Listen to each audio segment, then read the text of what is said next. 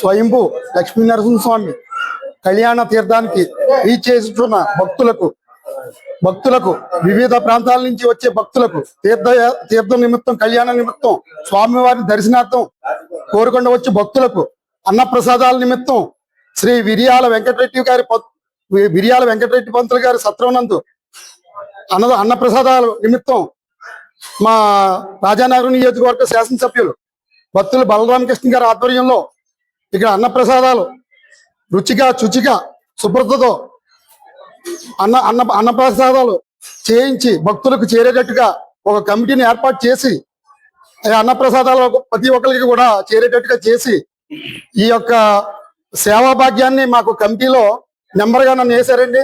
మాకు చైర్మన్ కింద మట్ట నాగేశ్వర గారిని వేశారు. అలాగే నెంబర్ని తాటికొండ చిన్ని అని, తర్వాత ఏమో తాటికొండ చిన్నోడు అని, ధనాలకోట లక్ష్మి గారు అని సభ్యులను వేసి ఈ యొక్క బాధ్యతలు అప్పచెప్పారండి ఎమ్మెల్యే గారు.